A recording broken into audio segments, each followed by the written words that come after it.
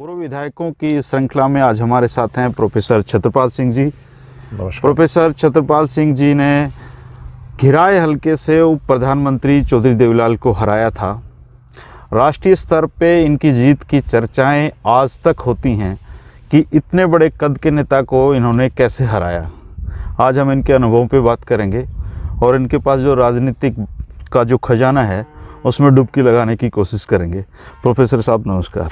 नमस्कार धर्मेंद्र भाई, आपको और आपके सभी दर्शकों को मेरा बहुत बहुत प्रणाम। आप जब गिराए हल्के से चुनाव लड़ा, आपका पहला ही चुनाव था और मेरे ख्याल से आप 30-31 साल के उस समय रहे होंगे, तो क्या आपने ये कल्पना भी की थी कि आपका पहला ही चुनाव क्या चौधरी देवीलाल के खिलाफ, ये क्या कोई, वो तो एक किस्म से आत्महत्या करने जैसा उन समय विचार होते थे कि चौधरी देवीलाल के सामने लड़ रहे हैं? तो बहुत अच्छा प्रश्न आपका है। जब सोच ये थी कि हम जुडिशियस लड़ाई की वजह से सोशल पॉलिटिकल लाइफ में धंसते जा रहे हैं, जी,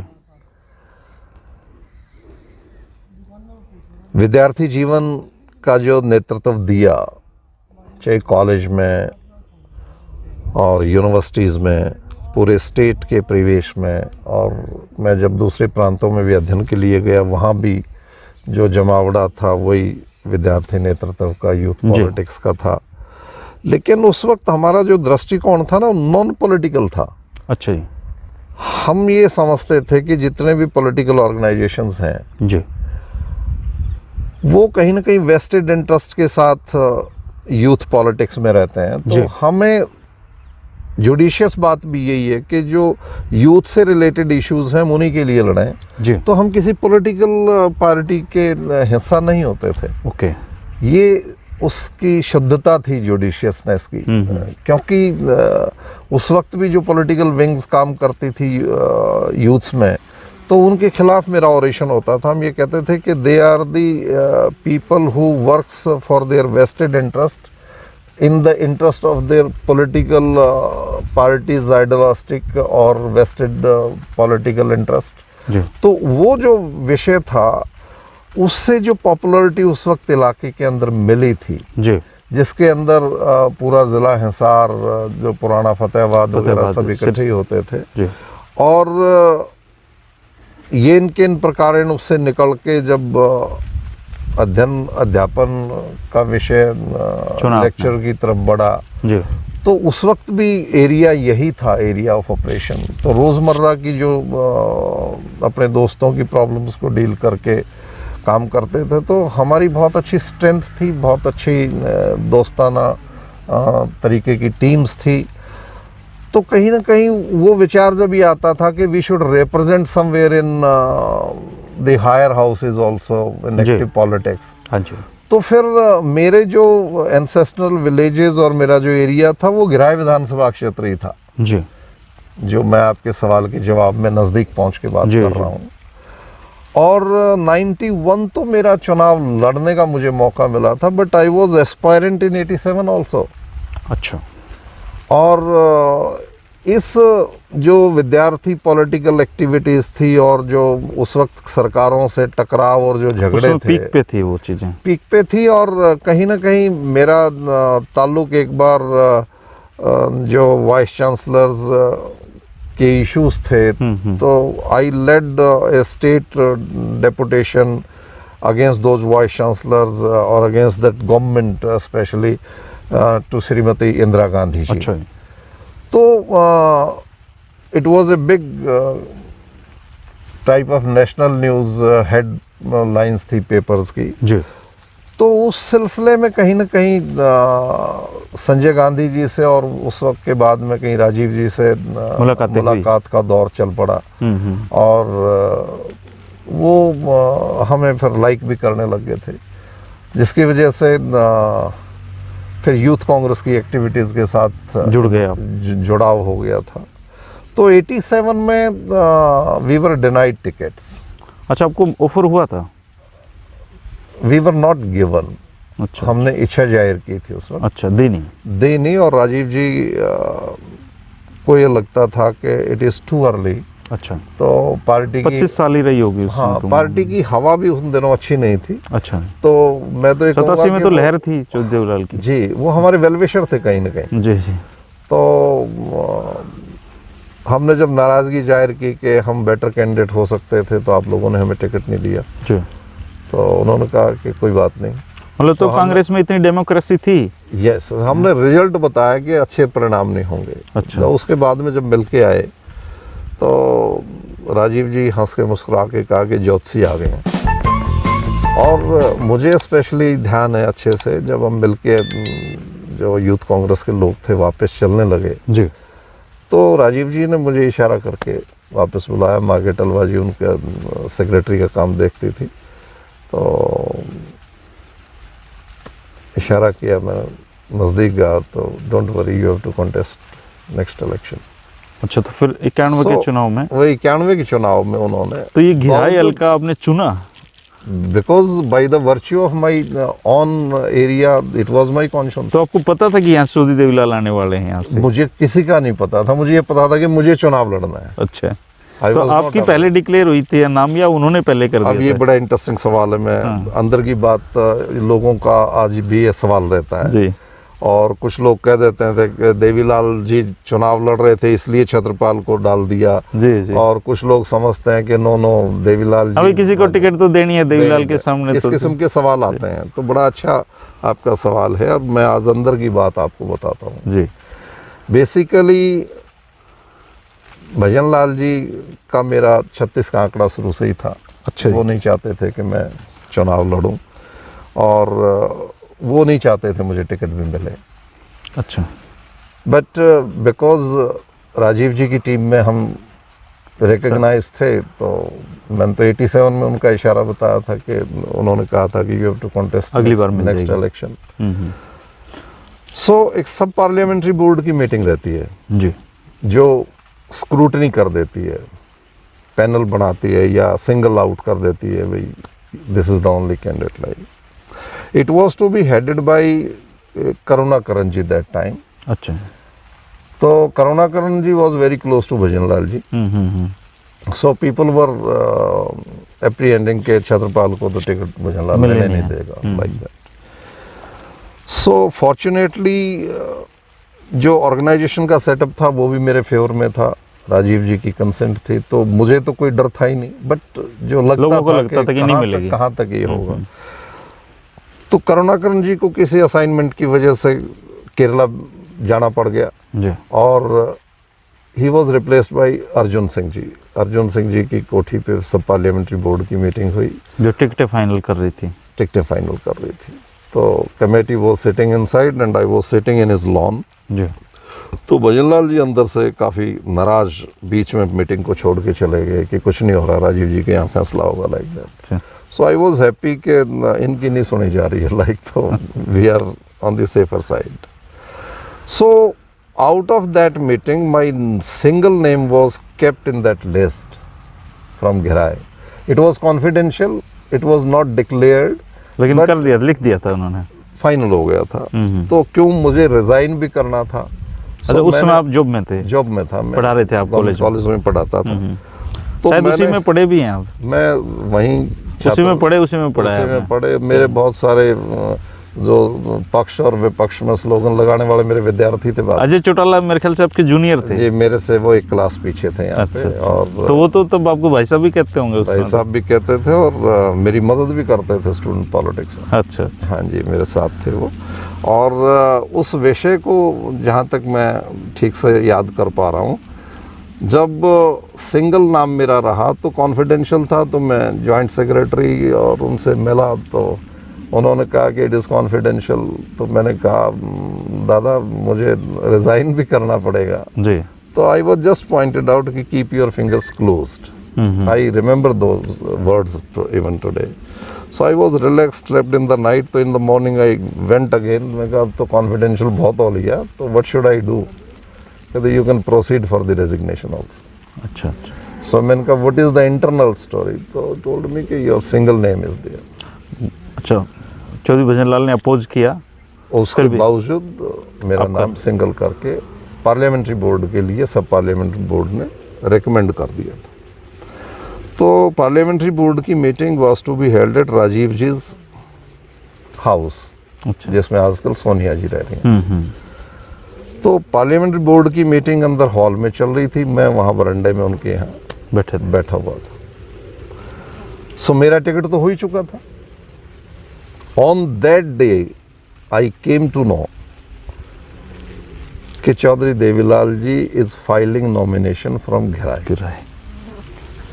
So I know that I was the candidate, established candidate from the party side, जी, but he was Devilal who came to my conscience. पर दुनिया को नहीं पता था। दुनिया को नहीं पता था, और सच्चाई यही थी उसमें कि पार्टी मुझे ही कीन थी लड़वाने के लिए, और राजीव जी की ब्लेसिंग उसमें। बाद में तो कई लोगों ने कहा होगा कि भजनलाल ने छत्रपाल जी को निपटाने के लिए दिलाई है वहाँ से नहीं, टिकट। अब देखो बड़ी इंटरेस्टिंग बात ये भी दूसरी। तो राजीव जी बीच में मीटिंग से जब बाहर आए वॉशरूम के लिए, तो मैं नमस्ते की, भाई Chhatrapal you are sitting here. मैंने कहा जी I am waiting for the result, you have been already told. मैंने कहा जी फिर भी दुश्मन बैठे रहते हैं, आई डोंट वरी। तो भजनलाल जी ने मुझे बताया गया, अंदर के जो मीटिंग के मेंबर्स थे, कि भजनलाल जी टोल्ड के मेरी 2 टिकटें बदल दो, बट ये काटो। अच्छा जी। He was so keen to get it change. उनको लगता था कि ये कुछ, उनको ये लगता था कि मेरा अपना जिला है। ऐसा क्या टकराव हो गया था आपका? मेरा कांग्रेस है, कांग्रेस में बिना डिस्प्यूट के मैं लीडर हूँ, तो ये मेरे को फॉलो नहीं करता है। अच्छा, उनको ये लगता था कि ये कभी ना कभी चैलेंज कर देगा आपको। उनको ये लगता था कि जो तेरे यस मैन हो, और पॉलिटिकल लीडर्स की ये बहुत बड़ी कमी है धर्मेंद्र, कि वो अच्छी नर्सरी तैयार हो, अच्छे लोग उभर करके आए, वो मतलब बहुत बाद का विचार। चलो जी, टिकट मिल गई आपको, टिकट मिल गई, और बहुत सारे लोगों ने ये कहा कि आपका इलेक्शन तो बड़ा जीत का इलेक्शन लगता था, अब तो आप अच्छा लड़ना। हाँ, तो मैं आई सिंपैथी देने लग गए। हाँ, आई वॉज वेल कॉन्फिडेंट। तो मैं ये कहता था मैं जीत के आऊँगा, ईशा नहीं, मैं जीत के आऊँगा। तो कुछ लीडर्स ने कहा कि we will also come and join, but देश अपना हाथ खींच लिया उन्होंने। और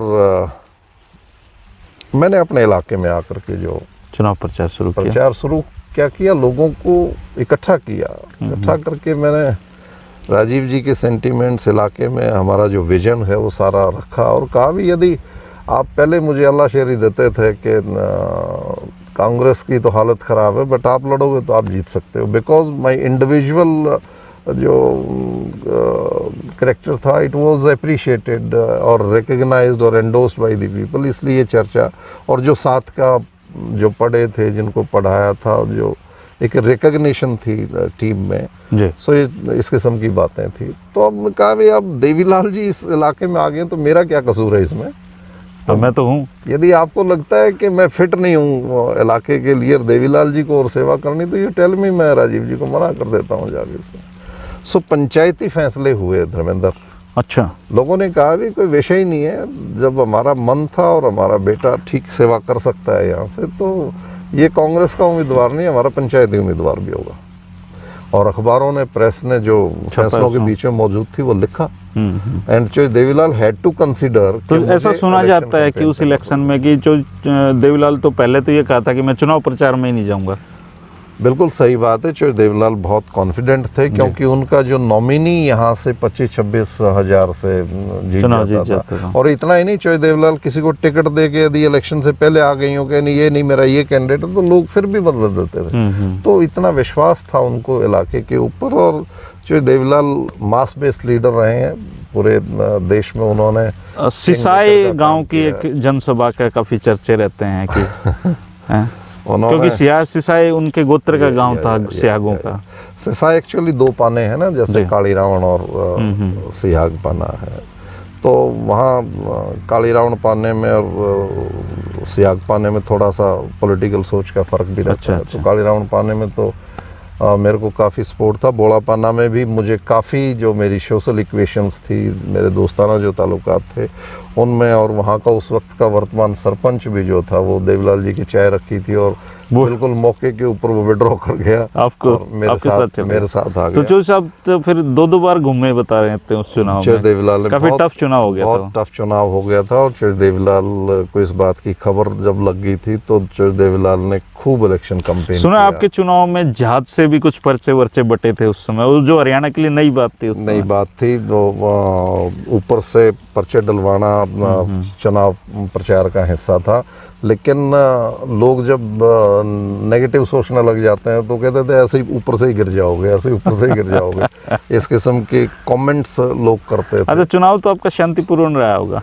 बहुत पीसफुल रहा और विद द गॉड्स ग्रेस ये लगता था कि बहुत मैसेज उसमें तो आपके कुंडू के काफी गांव थे, हमारे 5 गांव मेरे 5 गोत्र गांव के थे। क्या बोलते थे उसको, एक बोलते हैं कुछ 5 गांव पंचग्रामी। जी वो सबसे पहले फैसला वहीं हुआ था, पंचग्रामी में। पंचग्रामी का। और पूरा पंचग्रामी के लोग खुद लोगों से रिक्वेस्ट लेके निकले थे, हमारे स्पोक्समैन। तो उस समय तो आपके जो जूनियर थे अजय सिंह चौटाला, मेरे ख्याल से चौधरी देवलाल का चुनाव इंचार्ज वही थे। चुनाव इंचार्ज चौधरी देवीलाल। तो वो आमने सामने कभी चौधरी देवलाल से या उनसे कभी हुआ चुनाव के दौरान रफ्ता चौधरी आपका? देवीलाल जी से चुनाव के समय हमारा आमना सामना नहीं हो पाया। वो अपना कैंपेन करते थे, मेरा अपना शेड्यूल रहता था। बट जब डोर टू डोर करते थे तो अजय अपनी टीम के साथ और हम अपनी टीम के साथ आमना सामना हुआ। जी। तो क्योंकि हम स्टूडेंट लाइफ में आपस में इकट्ठा रहे थे तो हमारी social equation it was good और एक दूसरे का हालचाल भी पूछते थे। अच्छा। और क्योंकि मैं ये समझता था कि मैं होस्ट हूँ वहाँ पे, तो मैं पूछता था कोई ज़रूरत हो, कोई दिक्कत हो तो मुझे बताना। बताओ और अच्छे से चुनाव लड़ना चाहिए, अच्छे से काम करना चाहिए। तो जिस दिन काउंटिंग थी, क्या आपको यकीन था आप जीत रहे हो? मुझे from the day I decided to contest election, कि जीत रहा हूँ। उस दिन से मुझे पता था let there be any candidate, मैं जब घिराए से चुनाव लड़ूंगा तो मैं चुनाव जीतूंगा। चौधरी देवीलाल के नॉमिनेशन के बाद लोगों ने प्रश्न चिन्ह लगाए, पॉलिटिकल प्रेस सब लोगों ने प्रश्न चिन्ह लगाए, बट मेरा को अंदर से हमेशा ये आवाज़ आती थी कि आई विल विन, और मैं कहता था मैं जीतूंगा। और उसके रीजंस थे। उस समय तो चौधरी मेरा देवलाल अपना दोनों चुनाव हार गए थे, सीकर से भी हार गए थे, गिराए से भी। रादर चौधरी देवीलाल ने साइमल्टेनियसली एक चुनाव पंजाब से भी पार्लियामेंट अबोहर फजीलका से। It was Firozpur. तो तीन जगह से एक साथ आ रहे थे वो जी, या जीते थे वहाँ से। वो उन्होंने रोहतक से भी चुनाव लड़ा था उस वक्त। जी। तो 3-4 चुनाव में नॉमिनेशन किया था, बट असेंबली में चुनाव और वो प्रधानमंत्री जी, प्रधानमंत्री जी, वो उनकी फर्स्ट प्रायोरिटी थी और इसीलिए उन्होंने कंसंट्रेट टोटल फिर गिराए पे कर लिया था। और इट वाज तो जिस दिन काउंटिंग थी, ये प्रोसेस रहता है, हम देखते हैं कि आप लोग जितने कैंडिडेट होते हैं सब लोग बैठते हैं वहाँ पे, तो क्या चौधरी देवलाल आए थे? चौधरी देवलाल नहीं थे उसमें काउंटिंग में, उनके इलेक्शन इंचार्ज ही थे, अजय सिंह चौटाला ही बैठे जी जी जी। और तो शुरुआत से ही पहले राउंड से ही बढ़त थी आपकी? फर्स्ट राउंड से बढ़त थी और एक राउंड के अंदर आकर के मैं और चौधरी देवीलाल बिल्कुल बराबर आ गए थे। काफ़ी टफ चुनाव हो गया था। काफ़ी टफ था। हर राउंड में शुरू से मेरी लीड रही, फिर चौधरी देवीलाल का बैलेंस जब बढ़ने लगा तो एक राउंड में हमारा रिजल्ट बिल्कुल इक्वल था जी। Next it was around 7th round something. फिर नेक्स्ट राउंड के अंदर मैं चौधरी देवीलाल से एक ही राउंड में 750, मुझे एग्जैक्ट फिगर याद नहीं, but it was around 700 something. Chaudhary Devilal उसमें आगे चले गए। अच्छा। और उससे जो नेक्स्ट राउंड था possibly it was 9th round something जी। सो मैंने वो 750 कवर किया और 800 850 से फिर मेरी लीड बढ़ गई। तब ये हो गया भाई जीत रहा हूं। लीड बढ़ती बढ़ती 4.5-5 के करीब चली गई थी। फिर लास्ट के जो विलेजेस थे उनमें 2-2.5 हज़ार चौधरी देवीलाल की बढ़त बढ़ के, यानी टोटल जो रिजल्ट था वो 2.5 हज़ार के करीब मेरा बैलेंस। तो तब आपने हिस्ट्री बना दी है। तब it was the non fact. लेकिन ये क्या हुआ सर कि जिस आदमी के आप पॉलिटिकली इतना विरोध में थे, आप उन्हीं की सरकार में आप कैबिनेट मिनिस्टर रहे? नहीं, it was by the virtue of organisation. अच्छा। क्योंकि सरकार कांग्रेस की बननी थी और राजीव जी की उसी चुनाव में very unfortunate issue was that कि उनकी हत्या हो गई थी। और इतना ही नहीं, जब election of chief minister was to be decided, तो जो ऑब्जर्वर्स आए थे तो उन्होंने जब राय ली थी सबकी, तो चौधरी देवीलाल ने मेरे को, चौधरी भजनलाल जी ने मेरे को नर्स करने की कोशिश की, काफ़ी सब्ज बाग भी दिखाए, कहा कि आप मेरी सपोर्ट करो, तो मैंने बता दिया था। क्या कुछ बताएंगे, क्या उन्होंने क्या सब्ज बाग दिखाए थे आपको? देखो, फेयर शब्दों में तो यही मानते हैं ना, साहब राष्ट्र के नेता बनोगे। अच्छा। और नहीं, वो बताते हैं वो थोड़ा सा पैसे वैसे में उनका हाथ खुला था। वो मेरे से नहीं कह पाते। अच्छा। क्योंकि उनको मेरे बारे में ये आइडिया था कि I don't appreciate these things, तो उन्होंने सोशली दबाव बनाने की कोशिश की, कुछ लोगों से कहलवाने की कोशिश की। मेरे साथ बैठ के घर बुला करके एक दिन ब्रेकफास्ट मीटिंग भी हमारी हुई। अच्छा। और उसमें उन्होंने ये भी कहा कि भैया विचार करो और आप मंत्री ना बनो। नहीं, और आप मेरे मुझे मदद करो चीफ मिनिस्टर बनाने में। तो उनका कौन था, उनके कंपटीशन में कौन था उनके? उस वक्त काफ़ी लोग ट्राई कर रहे थे। जय शमशेर सिंह सुरजेवाला का मन था कि मैं चीफ मिनिस्टर अच्छा बनूं। जी।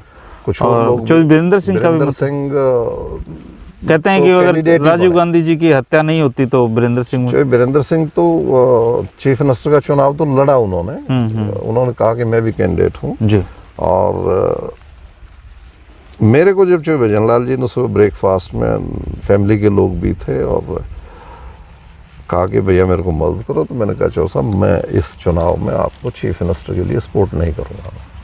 उसके कारण है, वो कहा भी अब नेशनल लीडर बनोगे, आप इकट्ठे काम करेंगे और अपना इलाका एक है। सर उनका इलाका एक है, पार्टी भी एक है, बट मेरी चॉइस आपके पक्ष में नहीं जाएगी। अच्छा, ये क्या सही बात है कि चौधरी भजनलाल किसी भी स्थिति में आपा नहीं खोते थे, वो प्यार से ही बात करते थे? देखो, चौधरी भजनलाल की मैं आज तारीफ करूंगा इस विषय में कि वो बहुत कूल हेडेड आदमी थे जी, वेल बिहेव्ड थे, और आतिथ्य सत्कार भी उनके अंदर बड़ा जबरदस्त था। और वैसे तो पारिवारिक दृष्टि से हमारा जुड़ाव था, लेकिन उसमें नहीं मैं जो सोशल पॉलिटिकल एक्टिविटीज में मैं, लेकिन फिर भी वो चीफ मिनिस्टर बनने में तो कामयाब हो ही गए। नहीं, वो तो बनना ही था उनको, ये मुझे पता भी था। अच्छा, उन्होंने कहा कि बने, क्योंकि मेजोरिटी उनके साथ थी उसमें। लेकिन मैंने ऑब्जर्वर्स को जब ये बात कही तो उसमें विशेष बात मैंने ये कही थी कि हरियाणा को हरियाणा की सरकार बना के आप दो जी, धड़ों की सरकार मत बनाओ। तो मैंने विशेष तौर से कहा कि चीफ मिनिस्टर ऐसा बनाइए आप जिसको हरियाणा में मैसेज ये जाए कि सभी को रिप्रेजेंट करेगा। अब एक बेल्ट में ये रहे कि आज तो खाना अच्छा नहीं लगेगा, एक में ज़्यादा ओवरवेल्ड विस्तार रहे। हरियाणा के इंटरेस्ट में काम करने वाले व्यक्ति को आप बढ़ाओ। But what ever the choice was, I was against him. और वो ऑब्जर्वर्स उनको फीड करते थे किसने क्या कहा, वो पता ही रहता था। उनकी सेटिंग ठीक थी उसमें, वो बड़ी जबरदस्त थी। Was a very good management, उनका कोई मुकाबला नहीं था। तो वो जो इस मैनेजमेंट पे लगते थे, और जो उनके साथ करप्शन का, डिफेक्शन के दो विषय विशेष तौर से चौधरी भजनलाल जी के साथ जुड़े, हरियाणा की बदनामी भी जिसको आप कहोगे। लेकिन वो तीसरी बार क्योंकि चीफ मिनिस्टर बने थे, थोड़ा सा बिहेवियर में चेंज आने लग गया। अच्छा। शॉर्ट टेम्परनेस थोड़ी सी बढ़ने लग गई थी, एरोगेंस थोड़ी सी बढ़ गई थी, और थोड़ा सा डिक्टेटरल एटीट्यूड भी बढ़ने लग गया था उनमें, जो सत्ता की कमजोरी है। हर एक आदमी बहुत धैर्य नहीं रख पाता, बट कंपैरेटिवली इस मामले में। तो आप जब उनकी कैबिनेट में आ गए थे तो क्या ये क्लैशेस बाद में भी रहे अलग अलग मुद्दों बड़े जबरदस्त? अच्छा, बल्कि और ज्यादा बढ़ गए। अच्छा, हाँ, क्योंकि ये इनके इन प्रकार मुझे अपने तरीके से सरकार को चलाना था, वो अपने तरीके से सरकार को चलाते थे।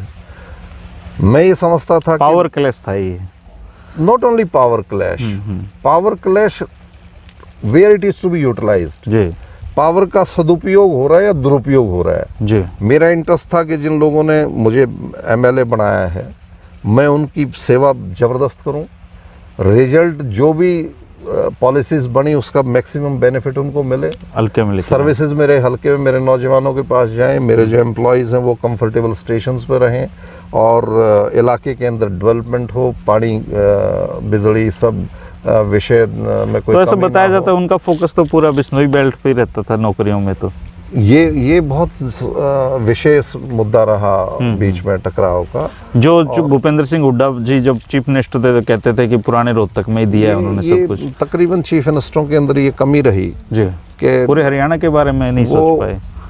अपनी सीट को बचाना, अपनी राजनीति को बचाना, ये उनकी सबसे बड़ी कमजोरी रही है। कई बार व्यक्ति करता है कि मुझे अपने आप को भी बचाना है और मुझे अपनी जिम्मेवारी को भी बहुत सिद्धांतन तरीके से, जुडिशियस तरीके से उसको निभाना है जी। सो ये जो आपने पूछा था कि why I was in politics और मुझे ऐसा क्यों हुआ, तो ये जो जुडिशियस एटीट्यूड था ये मुझे नहीं छोड़ पाया आज तक भी। और ये भजन लाल जी के साथ भी मेरा विशेष क्लैश का रीजन रहा, जहाँ गुंडागर्दी की पॉलिटिकल बात की गई, जहाँ करप्शन की पॉलिटिकल बात की गई, जहाँ पे किसी और रीजन से बायस्ड पॉलिटिकल बात की गई, तो मुझे उसमें अपने आप को अलग रख के उन्हीं से लड़ना पड़ा हमेशा। और ये ही विशेष कारण थे जहाँ चीफ मिनिस्टर का मेरे साथ टकराव रहता था। और उसके रिजल्ट वो ट्रम्प तो पूरा ही निकाला ना दोनों आराम। नहीं, 1994 तक मैं मिनिस्टर रहा। ओके। और 94 के बाद तो हमारी लड़ाई सड़कों के ऊपर थी। अच्छा जी। Not only it was internal. मैं स्टेजेस पे अधिकारियों के सामने वोकल हो जाता था।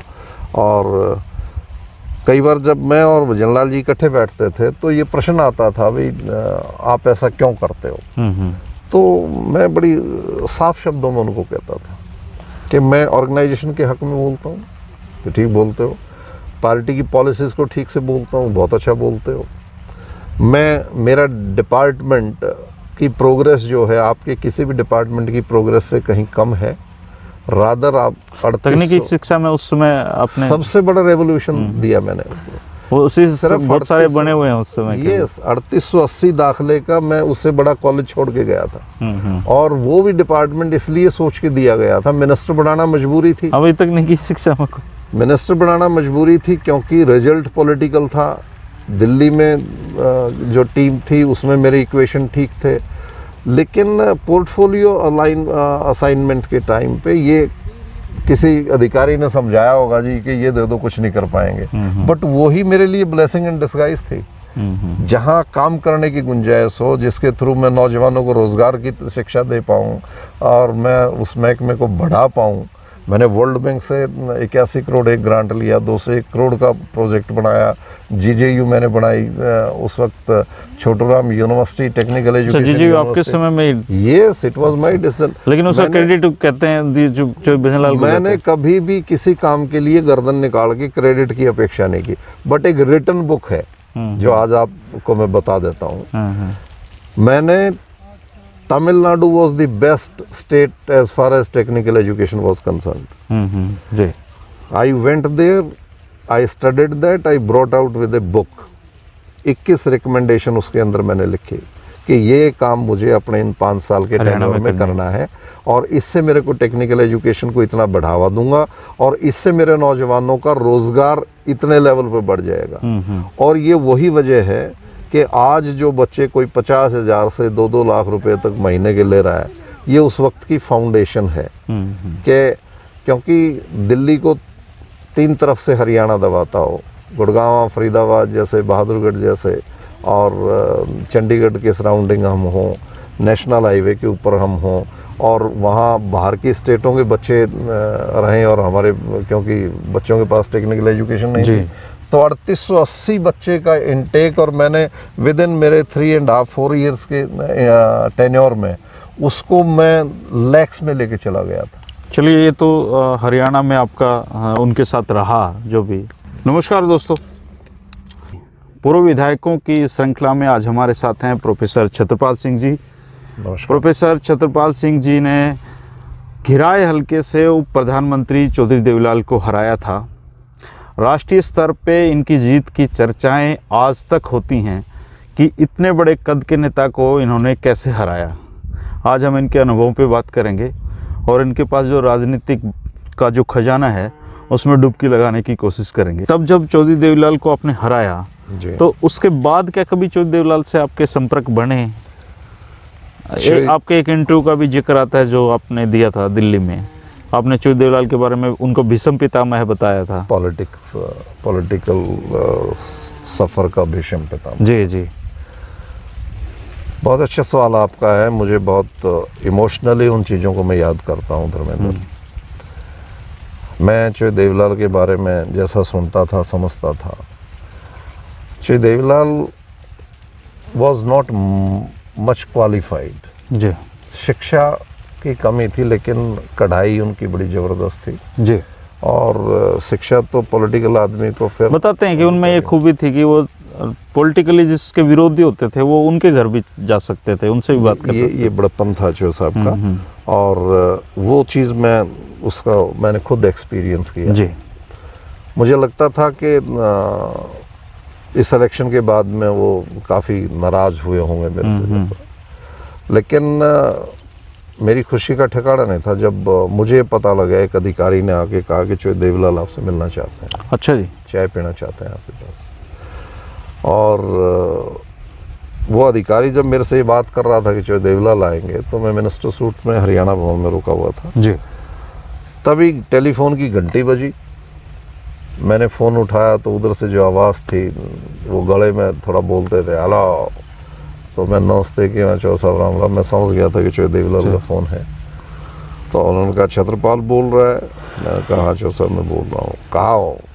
मैंने कहा मैं हरियाणा भवन में, आपने फ़ोन लगाया। कहता मैं कमरा पूछ रहा हूँ। हाँ जी, मैं यहाँ इस मिनिस्टर सूट में हूँ। तो कहता है वो मेरा मैसेज आ गया। मैंने कहा जी वो तो आ गया। कहता मैं आ रहा हूँ, चाय पियेंगे बैठ के। तो मैंने पूछा आप कहाँ पे हो? तो उन्होंने बताया कि मैं 100 नंबर में हूँ, लोधी एस्टेट में। जी।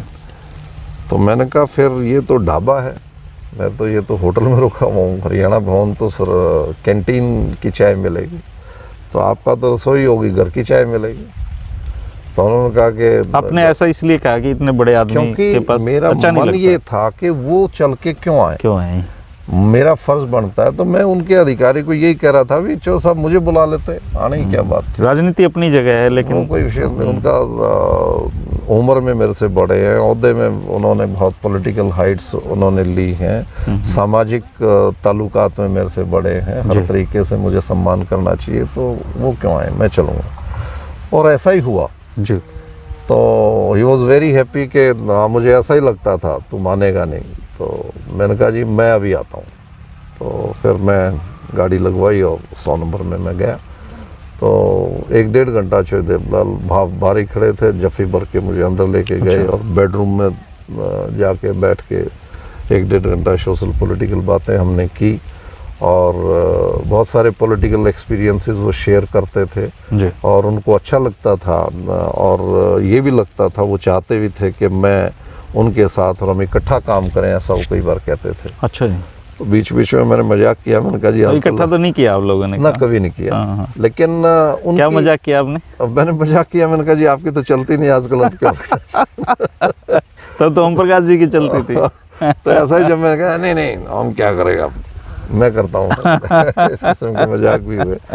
तो चौधरी देवलाल बड़े दिल दिमाग से बड़े थे और पॉलिटिकल साथी बनाना, पॉलिटिकल लोगों को साथ लेके चलना, सोशली लोगों को इन्वॉल्व करना, ये उनके अंदर बहुत बड़ी कला थी जी। और अपने लोगों की मदद करना और विपक्षी को भी विपक्षी नहीं बल्कि अपने साथ जोड़ने की कला रखना, ये चौधरी देवलाल के अंदर मैंने पर्सनली एक्सपीरियंस किया है उनके साथ। जब आपने चौधरी देवलाल को हराया, मिनिस्टर बने, तो आप तो कांग्रेस ने राष्ट्रीय स्तर पे भी तो आपका बहुत जगह पे उपयोग किया, आप एक बड़े लीडर के तौर पे।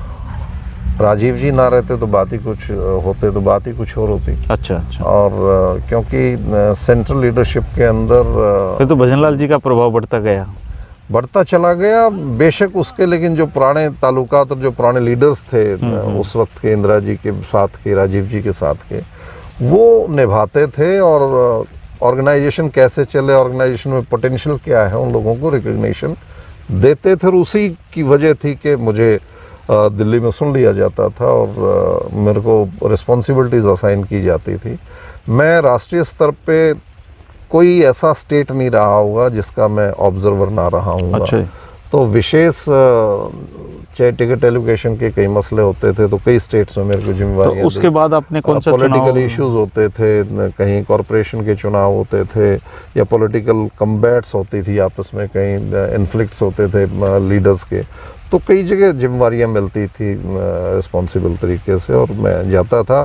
और बतौर स्टार कंपेनर भी मुझे इलेक्शंस के अंदर विशेष तौर से राजस्थान में, वेस्टर्न यूपी में, पंजाब में कई जगह पे पार्टी जिम्मेवारियां देती थी और उस वक्त के लीडर्स के साथ हम मिलके ये काम सब करते थे। तो आपका जो हल्का था घिराए, बहुत ही हिस्टोरिकल एक हल्का रहा है, उसको 5 टुकड़ों में कैसे डिवाइड किया गया? बहुत बढ़िया ये सवाल मेरे ख्याल आपका से है। ये आपका पहला ही ऐसा हल्का जिसको 5 टुकड़ों में बांटा गया हो। इसके पीछे एक बहुत बड़ा पॉलिटिकल षड्यंत्र था जी। और डिलिमिटेशन कमीशन की जो, ये बदला तो नहीं लिया था आपसे? मैं बताता हूँ, जो डिलिमिटेशन कमीशन की फाइनल अदालत होती है वो सुप्रीम कोर्ट की तरीके से लगती है और रोहतक में लगी थी, जी। वो जस्टिस कुलदीप सिंह और उनका मैं पढ़ता था उस समय बोर्ड था। तो तो मैंने उसके अंदर ये एस्टेब्लिश किया क्योंकि मैं घिराए में 29,750 जब चौ साहब के खिलाफ मेरा चुनाव था पहला, वोट स्कोर उसकी ओर था मेरा, और हर आने वाले चुनाव में 10, 11, 12 हज़ार वोट मेरे बढ़ते थे, लोगों ने प्यार दिया और 4 चुनाव में लड़े, 58,000 के करीब जाके मैंने मेरा। घिराए से कितने चुनाव लड़े उसके बाद आप? 4 चुनाव लड़े। टोटल 4 थे और पहला चुनाव पहले में जीते आप? 29,750, दूसरे में 34,000 के करीब। लेकिन उसके बाद जीत नहीं पाए आप वहाँ से? नहीं जीता ना। अच्छा, घिराए से 2005 में जीते। 5 में जीते फिर आप? तो 2005 में the vote score, Kamal Singh थे ना आपके उसमें? जी, कमल सिंह को हराया था, चौधरी कमल सिंह को? पूर्ण सिंह डाबरा जी। जी। तो 4 चुनाव में हर चुनाव के अंदर 34, 43, 58 ये बढ़ते गए वोट, बढ़ते चले गए। और ये ऐसा वो इलाका होगा कि एक व्यक्ति एक पॉलिटिकल पार्टी में रहे, एक इलाके से चुनाव लड़े और हर बार वोटों का ग्राफ बढ़ता चला जाए। पॉलिटिकल फोर्सेस खिलाफ एकजुट हो जाती थी, चीफ मिनिस्टर और उनके नुमाइंदे जी। लास्ट में देख लेते थे कि छत्रपाल के मुकाबले में कौन कैंडिडेट है तो वोट शिफ्ट कराने का प्रयास करते थे। तो जैसे चोई देवीलाल का मुकाबला नहीं था तो 1991 के बाद में घिराए से छत्रपाल वर्सेस क्या हो के खराब किया जा सकता है वो रहता था, वो करने का प्रयास करते थे। और उन परिस्थितियों के अंदर ये डिलिमिटेशन कमीशन का फ़ायदा उठाया कि इसकी स्ट्रेंथ को तोड़ के 5 जगह बखेर दिया जाए, हल्का ही नहीं रहा फिर आपके पास तो। जिसके वजह से इस कैंडिडेट को, इस व्यक्ति को रोका जा सकता है जो पॉलिटिकली मैनेजेबल व्यक्ति नहीं है जी। चाहे वो गुंडागर्दी की बात हो, चाहे वो करप्शन की बात हो, चाहे पॉलिटिकल सच्ची झूठी सरकार बनाने में सहायता की बात हो जी। तो ये बहुत बड़ा एक रीजन रहता था कि इस किस्म के व्यक्ति को रोका जाए। और जिन लोगों को, चाहे देवीलाल जैसा मैंने बताया कि बड़े दिल के थे, कुछ एक लोग संकीर्णता से बहुत प्रभावित थे और ये समझते थे कि इस घिराए का नाम भी खत्म करो, हल्के का नाम तोड़ो और इस आपका इशारा चौधरी ओम प्रकाश चौटाला जी की तरफ? जो लोग पीड़ा में उनका मैं ज्यादा नहीं पॉइंट आउट करना चाहूँगा। आपकी मुलाकातें नहीं हुई उनसे? नहीं, मुलाकात क्या, हमारे रिश्ते हैं, रिश्तेदारियां हैं, सोशल सारी बात, बट पॉलिटिकली तो हमेशा विरोधी रहा। पॉलिटिकली तो हमेशा निपटाने का प्रयास किया गया। अच्छा। और उसमें ये बहुत बड़ा फैसला था कि घिराए को 5 टुकड़ों में तोड़ो, इस शक्ति को छिन्न भिन्न कर दो और इसके जो पैदा करने वाले गाँव हैं, उसके बाद तो आपने आंसी चुना, जो पैदा करने वाले गाँव है इलाका उसको रिजर्व कर दो। अच्छा, उबरवाड़ा में आगे, वो उकलाना में। और ये डिलिमिटेशन कमीशन के अंदर धर्मेंद्र कभी इसको दुनिया के पटल पे बताना, लोगों की जानकारी में, आज के नौजवान को तो इस बात का पता नहीं होना पता चाहिए इन चीज़ों का। ये बहुत बड़ी बात है यदि आप आज के नौजवान को इस किस्म की पॉलिटिकली जो स्ट्रेटजीज बनती हैं ठीक व्यक्तित्व को रोकने के लिए, वो उनके जहन में जानी चाहिए। तो मैंने जस्टिस कुलदीप सिंह जी को, अब मैं बताऊंगा तो आपको सुनने वालों को समझ में आ जाएगी कि डिलिमिटेशन कमीशन ने कैसे किया उसको। When I stood up to speak on, तो मैं एक लाइन बोल के चुप हो गया। और वो लाइन थी, मैंने कहा जस्टिस कुलदीप सिंह, ये जो डिलिमिटेशन कमीशन है ये आपकी मनमर्जी का है या कोई इसके कानून कायदे हैं, उनके आधार पे फैसले होते हैं या आपकी मनमर्जी से? It was the question. और ये करके मैं चुप हो गया। तो जस्टिस कुलदीप सिंह मुझे कहने लगे, गहाँ गहाँ बोलो छत्रपाल जी, चुप क्यों हो गए? मैं कहा जी मेरे सवाल का जवाब दो। अभी ये आपका है या ਜੇ ਮੈਂ ਗੱਲ, ਜੇ ਤੁਹਾਡੀ ਤਾਂ ਮਰਜ਼ੀ ਦਾ ਕਮਿਸ਼ਨ ਹੈ, ਜਿਹੜਾ ਫੈਸਲਾ ਤੁਸੀਂ ਕਰੋ ਉਹੀ ਫਾਈਨਲ ਹੋਣਾ ਹੈ, ਤਾਂ ਫਿਰ ਮੈਂ ਗੱਲ ਕੋਈ ਨਹੀਂ ਕਰਨੀ, ਮੇਰਾ ਕੋਈ ਸਵਾਲ ਹੀ ਨਹੀਂ ਹੈ। ਜੇ ਤੁਸੀਂ ਕਹਿੰਦੇ ਹੋ ਵੀ ਇਹ ਕਾਨੂੰਨ ਕਾਇਦੇ, ਤਾਂ ਮੈਂ ਤੁਹਾਨੂੰ ਦੱਸਾਂ ਵੀ ਗਲਤੀ ਕਿੱਥੇ ਹੈ ਜਾਂ ਕਿਉਂ ਕੀਤੀ ਗਈ ਹੈ। तो धर्मेंद्र ही टोल्ड मी, नहीं छत्रपाल जी ये कानून कायदा हैगा, बोलो, गाइडलाइंस हैगियां, वो फॉलो करनी है। माई सैकेंड क्वेश्चन वाज, मैं कहा जस्टिस कुलदीप सिंह ये गाइडलाइन तोड़न वास्ते है, इन्हों बचाण, इन्हां दे हिसाब नाल फैसला करन वास्ते है, मनण वास्ते है, तोड़न वास्ते है? मैं चुप हो गया। कहता बोलो कहाँ बोलो। मैंने कहा जी दूजे सवाल का जवाब दे दो। कहता मनण वास्ते हैगियां, तोड़न वास्ते थोड़ी है। मैंने कहा हियर इज माई क्वेश्चन। मैं कहा जी ये मोटे मोटे कानून में थन रिपीट कर देना बई डिलिमिटेशन कमीशन तां करना पैंदा है भी तुसी पॉपुलेशन बैलेंस करनी है, एक कॉन्स्टिट्यूंसी में बहुत ज़्यादा होगी, एक में कम हो गए, तो आप पॉपुलेशन बैलेंस करोगे। मैंने कहा हैगा जी। कहता ठीक गल है। मैंने कहा वो बैलेंस करते हैं तुसी वेखना है भी ये कंटिन्यूटी, कंपैक्टनेस, एडमिनिस्ट्रेटिव कंट्रोल, ये दो तीन चीज़ां ज़्यादा डिस्टर्ब ना हो। कहता ठीक है, ये गल भी ठीक है। मैंने कहा जी तुसी गिराए हल्का जदों इनू रीऑर्गेनाइज करोगे जी, तो मैंने कहा तुसी ये तो नहीं कर सकते ना कि भी पूरे जिले नू इधर इकट्ठा कर। Open house and he was caught, the commission was caught like anything. So कहता फर्दर, मैंने कहा दिस इज माई केस, जे तुसी गवर्नड हो तुसी हाँ, पर ये भी कानून कायदे ने, तोड़न वास्ते नहीं मनन वास्ते ने। दो लाइना, तीजी ये कानून तोड़िया है, इनू लागू कर दो, इनू जोड़ दो, कानून नू फॉलो कर लो। This my case. तुसी एडमिट कर लिया, क्यों नहीं करोगे फिर? ठीक बात है। मैं कह के बह गया। उसके बाद में धर्मेंद्र जो आर्ग्यूमेंट चले वहाँ, Justice Kuldeep Singh was no so perturbed. Open house में किसी आर्ग्यूमेंट करने वाले कैंडिडेट को उन्होंने ये कहा कि यार कोई गल है तो दसो, जिवें प्रोफेसर छत्रपाल ने साढ़े लीड़े ला छड़े ओपन अदालत च, वैसे बोला उन्होंने, ऐसा बोला, इट्स मैटर ऑफ रिकॉर्ड है। जिवें लीड़े ला छड़े साढ़े, एहो जी कोई गल है तो दसो, वरना आई एम गोइंग टू, लोग बाग आए होंगे अपने अपने हलकों के लिए, otherwise I am going to wind up. ये वर्ड कह के उसके बाद में उन्होंने वाइंड अप कर लिया। किया तो उन्होंने वही जो मन में ठान के आए हुए थे। यस, क्योंकि आदमी इमोशनली हिलता है ना कहीं से, तो वो उतर के जाने लगे, तो मेरी तरफ इशारा करके मुझे बुलाया उन्होंने। कहना मैं तेरे नाल ज्यादती की थी, क्योंकि मैंने उसमें ये भी कहा था कि मैं पॉलिटिकल सोशल फील्ड में यदि हूँ तो मैं ये नहीं कह सकता कि ये गांव ठीक है, ये गलत है। यूजुअली लोग ये कह रहे थे भी ये जोड़ दो, ये तोड़ दो। मैं कहा मैं लॉजिकल डिस्कशन कर रहा हूँ, लॉजिकल आपको बात बता रहा हूँ। पूरा ज़िला हिसार, हरियाणा, पूरा हिंदुस्तान मेरे लिए एक है, कहीं भी जाऊँगा मुझे सेवा करनी है। लेकिन मेरा जो नेटिव इलाका है, मेरी जो कॉन्स्टिट्यूंसी की जो आत्मा जिसने मुझे यहाँ तक पहुँचाया है, जो उसको छिन बिन मत करो, और उसको कानून को तोड़ के छिन बिन मत करो।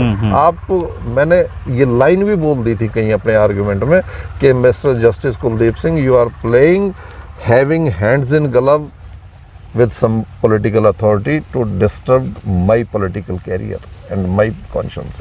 ये वर्ड एलिगेशन मैंने उन पर लगा दिया था। सो उन्होंने जब चलते वक्त कहा कि मैं तेरे नाल ज्यादती की थी, मैं कहा जी तुझे ठीक कर दो।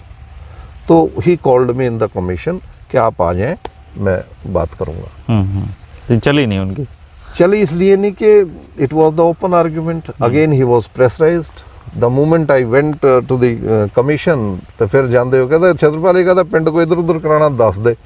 मैं कहा जी कोई गल नहीं, एक दो ही पिंड करावांगे। मैंने फिर बरवाला कानूगोई सर्कल पे हाथ टेक दिया, मैं एक दो ही पिंड है, इनको इकट्ठे कर दो। कहता यार फिर उकलाना ओपन हो जू। वो बोल जाते थे उस बात को, फिर तो उनको बोल रखा था उकलाना ओपन नहीं करना है। ओपन हो जू। ਤੇ ਮੈਂ ਕਿਹਾ ਜੀ ਫਿਰ तो मैं कि एक दो पिंड भी नहीं करते तुझे, कहता होर करा ले। मैं कहा जी फिर मैंने कहा मेरे लिए सभी गांव बराबर है, मेरे लिए बरवाड़ा बेटर, उकलाना बेटर, मेरे सारा इलाका मेरे लिए बेटर है। बट जो पॉलिटिकल नहीं है तो दर्शाई जा रही है। बहुत सारे पॉलिटिकल लीडर्स ने उनसे मिलकर अपनी बातें ठीक कराई, बट जस्टिस कुलदीप सिंह बहुत अच्छे आदमी थे, लेकिन कर नहीं पाए वो किसी दबाव में कर नहीं पाए। और वो एक ओपन फैक्ट था जो आज भी उसका तो आपको सफर करना पड़ा ना उन चीजों का। तो बट नो इशू। मुझे मतलब कोई भी पॉलिटिकल दबाव, कोई भी एडमिनिस्ट्रेटिव रॉन्ग राइट डिसीजन, अब तो आप मेरे गांव के हो गए, हमारे गांव के हो गए अब तो। ऑफ कोर्स मैं यहाँ आपके पास में हूँ और जहाँ दोस्तों प्रोफेसर छतरपाल सिंह जी कंवारी गांव में खेती करते हैं और ये मेरा सौभाग्य कहें आप, मैं इनका पड़ोसी भी हूँ खेत का।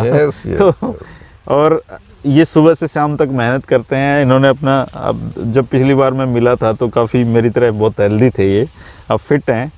और चलो सर, खेती किसानी पे अगर सवाल उठा है तो मैं, आप चूँकि एक बुद्धिजीवी वर्ग से भी संबंध रखते हैं, तो क्या किसानों क्या जस्टिस मिल पाएगा किसानों को, क्या लगता है आपको?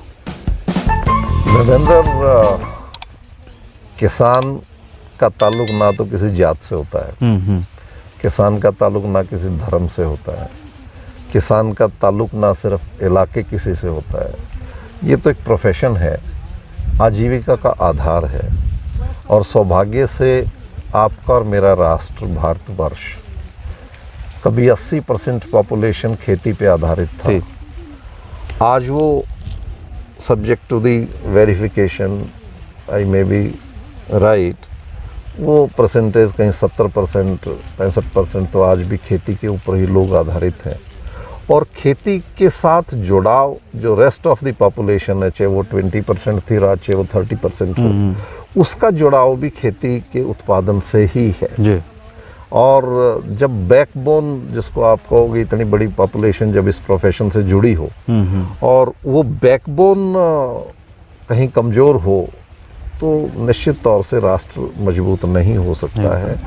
तो आज जो हमारे किसान जिन विषयों को लेकर के बैठे हुए हैं, मैं उम्मीद करता हूं कि प्रधानमंत्री जी, हमारी जो सरकार है, एग्रीकल्चर मिनिस्टर, उसको बहुत संवेदनाओं के साथ अंडरस्टैंड करके और किसान को न्याय देने के लिए कोई उचित निर्णय बहुत जल्दी लेंगे और लेना चाहिए। इट इज़ ऑलरेडी के रह सकता हूँ, बट मेरे तो बेसिक जिंदगी फिट है, बिल्कुल खेतों में खुश हैं, बड़ा मज़ा है। बहुत अच्छा है। और दोस्तों ये थे प्रोफेसर छतरपाल जी। आपको इनसे अगर कोई सवाल करना है तो कमेंट बॉक्स में लिखें, मैं इन तक सवाल पहुंचाऊंगा और उनका जवाब भी ज़रूर देंगे। इनके बारे में कुछ जानकारी और चाहिए आपको, मेरे से कोई ऐसा सवाल हो जो छूट गया हो, तो आप ज़रूर कमेंट करें। हमसे बातचीत करने के लिए आपका बहुत बहुत शुक्रिया छतरपाल जी, मिलते रहेंगे। शुक्रिया धर्मेंद्र भाई, और बहुत अच्छा लगा आप मिले, आप कोई दर्शकों से रूबरू करवाया। और मैं तो ये भी कहना चाहूँगा कि आज के जो नौजवान हैं जी, कल का भविष्य हैं, आज के जो बच्चे हैं वो कल का आधार हैं। ईमानदारी के साथ, कर्तव्य परायणता के साथ, निष्ठा के साथ, मानवता की और राष्ट्रीय भावना को अपने अंदर संजो करके न्यायप्रिय तरीके से इस जीवन को जिएं और इस देश को और दुनिया को जिस किस्म से कल्पना परमात्मा ने की और हमारे फ्रीडम फाइटर्स ने ये जो हालात वैसा देश बनाए, वैसा देश बनाने के लिए हम काम करें। और उसमें कहीं डर, भय, लालच, कमजोरियां उसके आड़े वो ना आने दें। यही हमने अपने सेंस ऑफ जो सेक्रीफाइस है सोशल पॉलिटिकल लाइफ के अंदर, वो झेल करके भी आज भी बहुत खुशी के साथ हम चल रहे हैं। और अच्छे लोग आगे जाएं, इस बात के लिए उनको हमेशा प्रयास करना चाहिए ताकि वो मानवता और ये देश उन सपनों को साकार कर सके। जी शुक्रिया, थैंक यू, नमस्कार, थैंक यू वेरी मच।